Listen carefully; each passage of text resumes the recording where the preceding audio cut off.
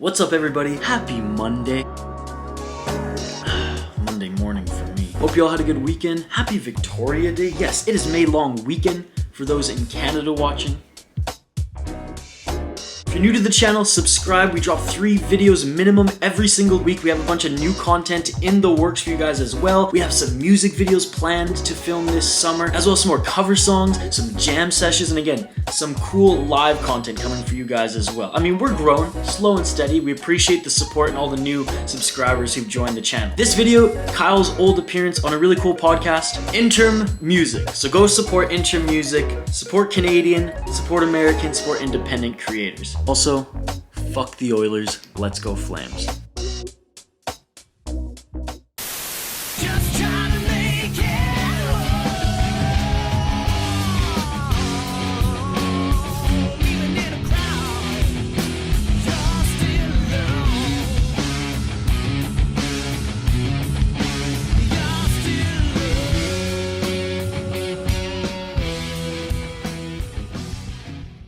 All right, we are live again here on the Interim Music Podcast Facebook page. I'm just going to be giving Kyle a quick call. Dude.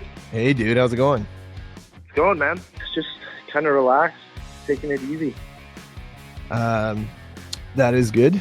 I heard you were sick. You were getting better? Yep. Slowly working through it. Had a little bit of time off of work, too, so Oh, okay. that helps. Kyle, that'd be a cool name. It's not your name. I know you guys. You just put out your new record, and it's the same kind of setup. That's you self-recorded a lot of it and self-mixed it. Yeah, we did everything through our drummer Chad Valier.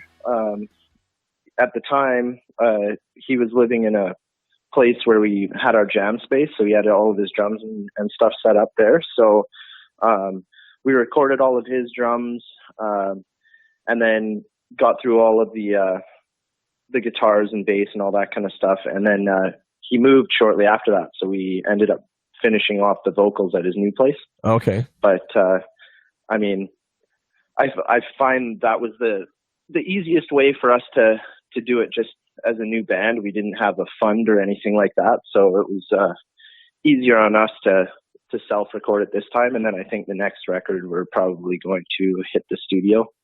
Yeah, definitely. Just because his new place, he doesn't have room for drums, so we'd have to find somewhere to record that first. But who knows?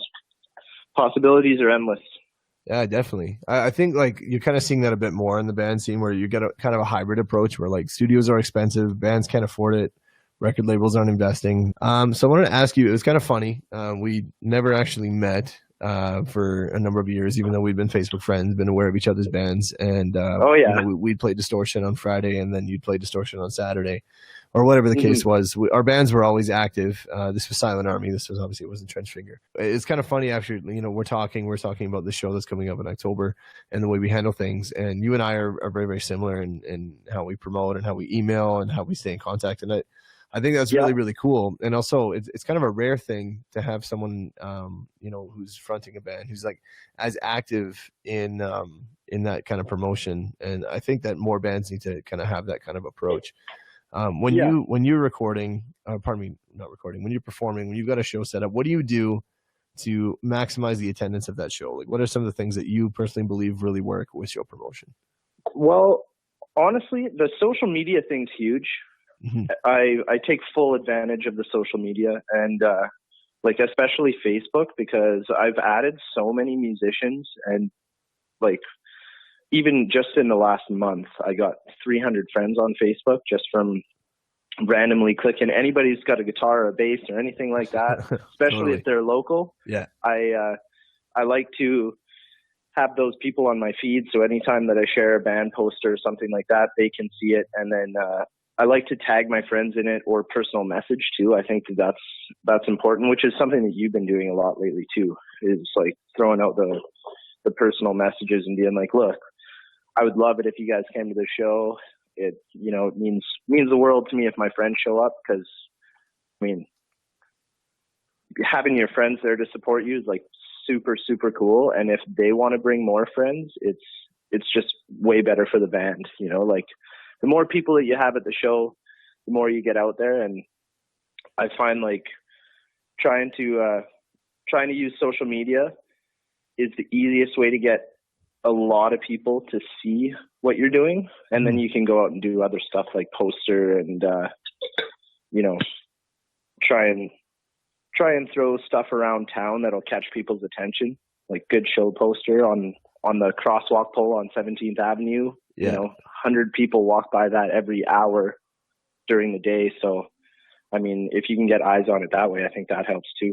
Yeah, that's definitely a thing that I think a lot of people are like, okay, no one would see that. Why would I put in the effort to do that? Because no one's going to see it. But even if 5 people see it, or say 100 people see it or walk by it, 10 people look at it and 2 people read it, and that one guy goes, and that happens once a day.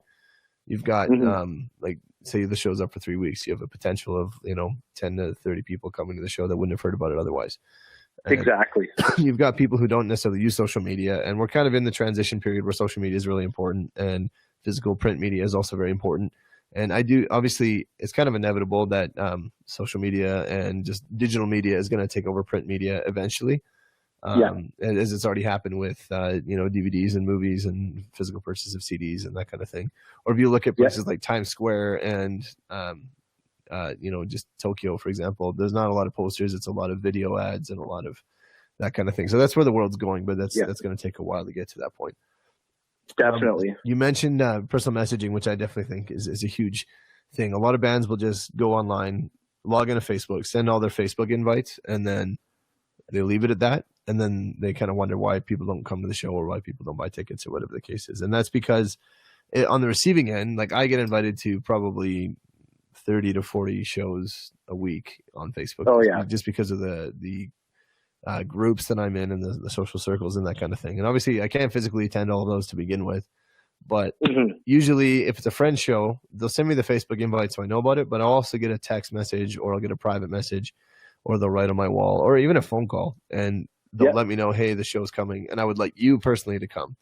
Which, when you reach out personally like that and mention, like you mentioned, just making it more of an actual connection, it goes a lot farther than just sending a Facebook invite and then wondering why people don't come. Because it's about bridging that connection, and also not just trying to sell someone something by saying, hey, you want to come to my show? They say no, and you're like, okay, that's fine. And then you don't talk to them again for 4 months, and then when your band's playing again, you shoot them another message. Yeah, and that's the worst, right? Like, I hate bugging my friends. Yeah. Because my friends are also so supportive. I'm like really thankful that I have them on my team. But at the same time, like if you're playing like 10 shows a year, I don't want to bug them every single show to come out. So no, definitely. I think like throwing them the personal message and making sure that you hang out with them and stuff like that in between too is really important, because I mean, your friendship's got to come first, but the band in a lot of ways is a business. So, I like to invite my friends out to the free ones too. Yeah, but definitely. I know that if I PM them or call them and say, hey guys, like I could really use you here. It would be awesome to see you. We can catch up and then you can come enjoy some rock and roll. And 99% of the time, my friends will be there for me if I ask them to. And I think that's really awesome. But you got to keep the personal band relationship separate, Yeah, definitely. And I also think you've got to, it comes down to being a good person in a lot of ways, like in any aspect of the industry. If your band treats a sound guy like crap, he can make your night terrible really, really quick by making your band sound awful. Words travels, and obviously there's a huge saturated market where there's so many bands and so many venues. You are replaceable, you are expendable, and a lot of people I don't think realize that. A lot of people have a huge ego going into this, and they think they're the best, and that without them the whole thing's going to collapse. But there will be bands. There were bands before you, and there will be bands after you, and it's really important to just be a good steward of music, be a good steward of the community that you're in. And at the end of the day, just being a good person, like the typical things that your parents raised you to be, all the stereotypical kind of like, karma, just the concept of karma is like, it's not that crazy to think that if you're good to somebody, they're going to be good to you later. Like there's so many bands around that have huge egos. And I mean, you can be the most amazing person playing in a local market, but you're still just playing in the local market. Like there's no reason to have an ego, right?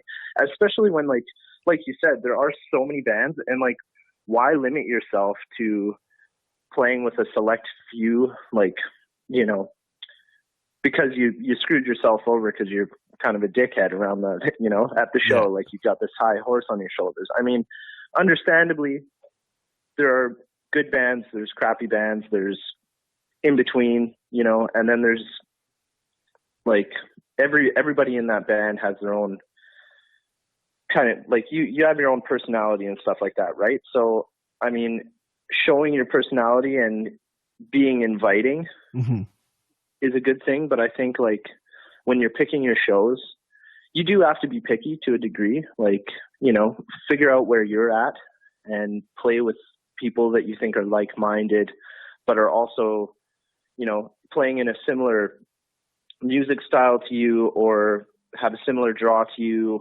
Like things like that I think are really important too. You know, don't limit yourself to playing with crappy bands all the time, but you can't always control it. So, I mean, for us, we really like to pick who we play with, and we like to keep it open. So, I mean, a lot of the time, somebody will put something out online, and I'll go listen to their music and I'll share it and stuff like that. And if I really like it, I'm totally down to play with that band, like anytime. So I like to keep my future open to possibility of playing with, you know, like-minded musicians in town. And I think that's important. Like, you know, you don't want to limit yourself in that way. No, definitely not. And when you have creative control of the lineup, when you have creative control of the artwork that's representing the show, it goes a lot farther, because a terrible show poster is going to turn everyone away before they even, you know, click to see what bands are playing, because they're going to they're going to see the image and, you know, the text of the show before they even see really who's playing or where it is or that kind of thing. So the graphic is really important. And when you put on your own show, you can have creative control over that. And then with the lineup, you can pick a lineup where you've got heavy bands, you've got light bands, or whatever the case is. You can make it go from lighter to slightly heavier as the night goes on, or whatever. Like whatever you do, when you have the creative control, you can decide how things are going to go. And I learned really on, no one's going to care about show promotion as much as you. So if you put in the effort for your own show, you'll have, you know, a better turnout than if you just kind of leave it up to somebody else.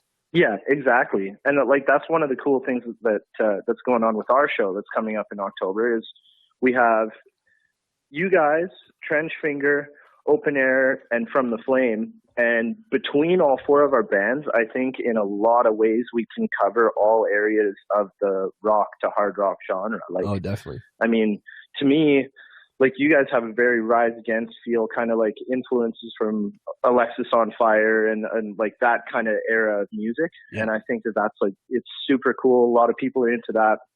From the Flame, like to me, kind of sounds very Alice in Chains influenced, like really heavy guitars. They're kind of, you know, they've got the growly vocals, all that kind of stuff. And then you get Open Air, who to me also they kind of sound like the Shrews or Rival Sons or One Bad Son, like that kind of style of 70s reincarnated music. And like for all of our bands, the span of music and the difference between us is kind of cool too, because anybody that likes rock music is going to come out and they're going to definitely enjoy that night. Like there's such a broad range of rock and roll. For sure. So even if there's one genre that they're not crazy about, they might like the other three or whatever the case is. But we played with Open Air several times. They're great guys, super professional. They help with promotion. They work really hard at it. They practice. You know, they're a band that we really look up to, and we're really excited to share the stage with them again. I agree. Like I've been following both of your guys' bands for a long time, and like for me too. Like you know, I had my successes or whatever with Silent Army. Like we did really well at the last Gateway show when we played there. It was awesome, but we never made it up to the tier where we were opening for big bands. We just never came across the opportunity, even though we were around for 3-4 years. Just never happened for us. So, I mean, looking at what you guys have done and what Open Air have done, like I think a lot of the local bands around here look up to you guys because you've done a lot for yourselves. I mean, opening up for CKY, POD, like, you know, bigger bands like that. It's really cool because, I mean, when it's your like one of your heroes or, you know, somebody really cool that you look up to, you like their music, you've heard them since you were a kid, like being able to have that opportunity, I think is awesome. And it shows a lot that we have local bands here that have the quality of music and the drive to be able to achieve those goals. You can always move up. So I think that's really cool that you guys are playing with us. It's we're honored. Well, thanks, dude. Because we want to see the scene as a whole just come up and improve, right? And however we can do that, whatever bands we can help, whatever we can do for the scene, it's something we want to do. So like the YYC Music Awards, we played a fundraiser for it. They just announced the nominations today. We're not on it, but that doesn't mean that we don't want to help out the YYC Music Awards, because we really support what they're doing and think that recognition in the city for the art community is really important. And the more recognition you get, the higher caliber of music you're going to have. And it's things like that. You just want to be supportive of all aspects of it, I think. Yeah, absolutely. And our scenes, like, it's grown a lot even since we both started. Like, for sure.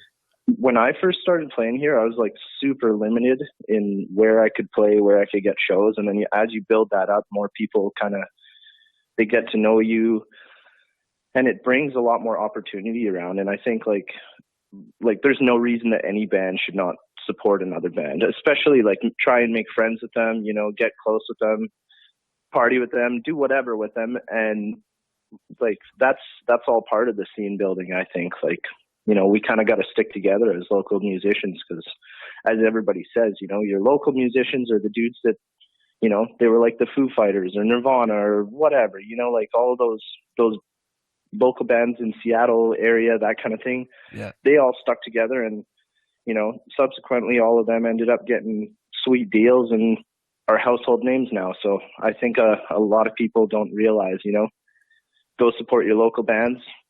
Local bands support local bands, and like when the scene builds up, it's huge for everybody. For sure. Like it's a movement usually. Like you won't have, like you'll have some bands that kind of transcend everything. But if you look at like the punk genre, for example, all the bands that kind of exploded at the same time, you have like Offspring and Green Day, or whatever the case is. You have bands like that are like all playing around, and then they're all playing on the same bills, and those shows are getting big, and then the scene explodes. So you have punk rock. I wanted to ask you about your new record. So you guys self-produced it. We talked about that a little bit. Yep. When it comes to songwriting, who is the main songwriter in your project, and how is it different than when you were playing in Silent Army? Our main songwriter is our singer Mitch. Okay. He's really got an ear for putting melody to our odd time signatures, and he's really quick about it. Like, out of anybody I've ever met, like we'll come up with the music, Brian and I generally. Mitch has added in his own stuff for several songs too. He's really talented guitar player too. Mm-hmm. But he'll take a listen to our songs, and within like 30 seconds, he's kind of like, you can see the light bulb go, and he grabs his journal and he starts writing stuff. And then as it progresses throughout the night, like we've written a couple songs in, a matter of 20 minutes. For Some sure. of them go matter of 2 hours, but generally like he's really quick at picking it up. Mm-hmm. And I've only penned one song for us. It's not on the record yet, but the next one we're hoping. But generally I kind of, if I have ideas, I'll send them over to Mitch, and if he wants to use them, he can use them, but I never like to take away from that. Like he's our singer, and I really like the fact that I don't have to write as much anymore. Mm-hmm. So what makes that different from Silent Army is like, the majority of the music that we made in that band, I wrote the lyrics and melodies and all that kind of stuff for, and I still do that. Like I have my own side thing going on where I'm recording some of my own solo stuff with Chad, actually. And, I mean, I still love writing music and singing and all that kind of stuff. But I think that with the Silent Army deal, I had to kind of just step back and take music from a different side. And now I'm learning how to harmonize vocally, which is making me a little bit better musician. And I get to focus a lot more on playing more complicated guitar. So I think it was a trade-off for me, because I still very much like writing and singing, but I like doing it in a different setting now. That's basically how it's been going. We're actually hitting the AB Records, the studio with Tony, on August 14th to start recording some songs with him for record 2.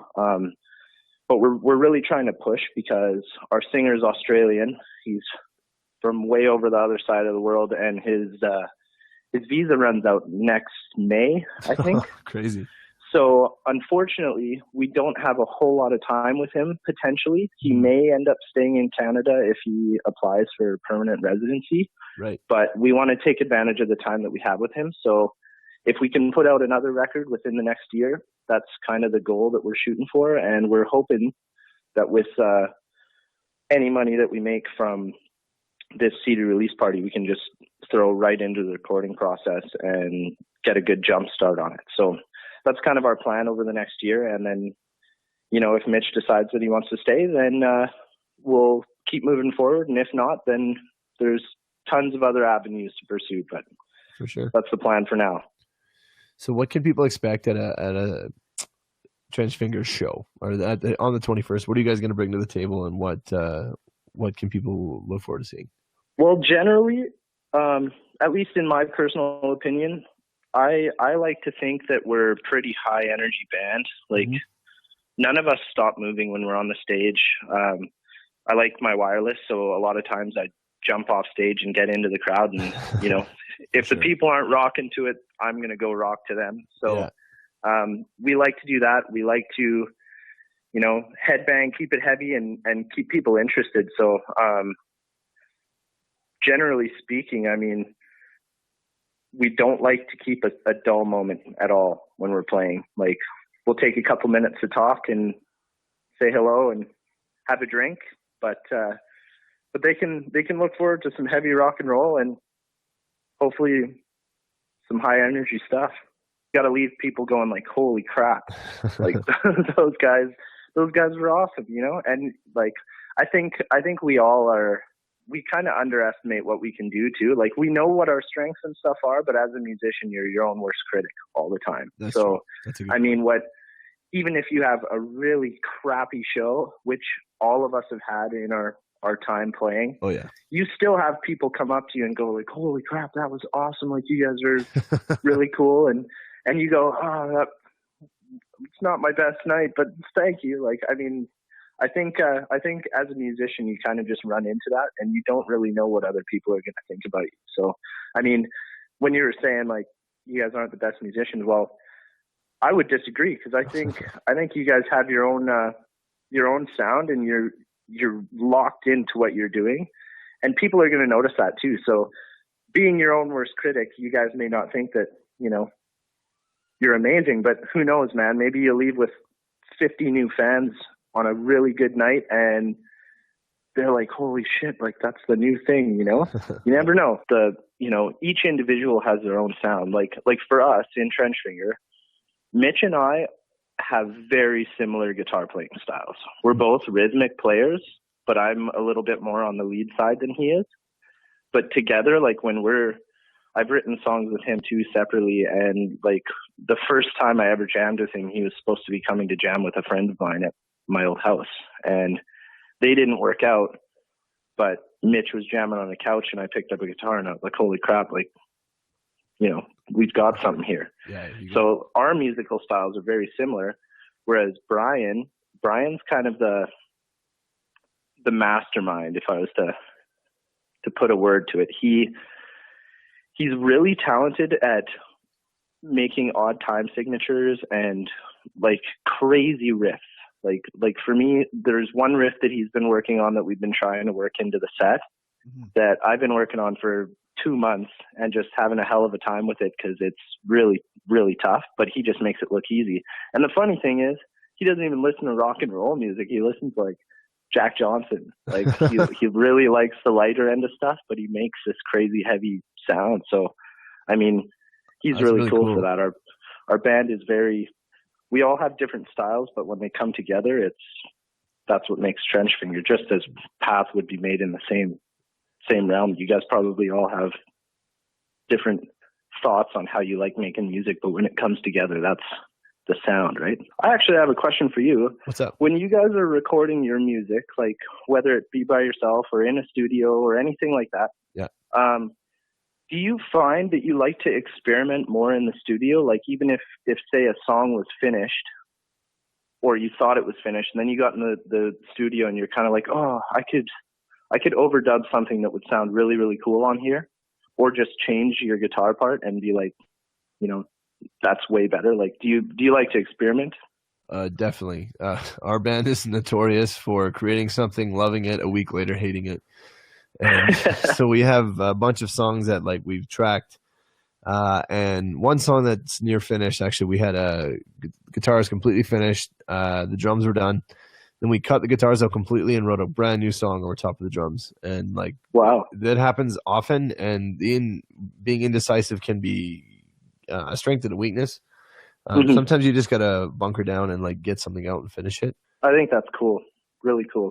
Because then you actually, like, with the time, you guys can actually make decisions and change your mind. But when you're actually happy with it, it's not like a rushed thing. Like most studios I've worked with anyway, you pay the money, so you're really wanting to get it out quick, and you don't have much time to mess around with things. So totally. I think it's totally take, because I've had songs released in a studio that I'm like, holy crap, this sounds amazing. Like, I don't want to change anything. But then I've had them in a studio where I'm like, okay, I can totally hear something else. I'm going to add it. It may not replicate live all the time, but I think sometimes that's cool to add it in just for my own personal, like, when I'm listening to the song 100 times after it's finished recording, I'm much more happy with it. Yeah, exactly. It's you at the end of the day, like you're writing music you want people to like, but it is for yourself. For sure. You're writing music that you want to endorse and support.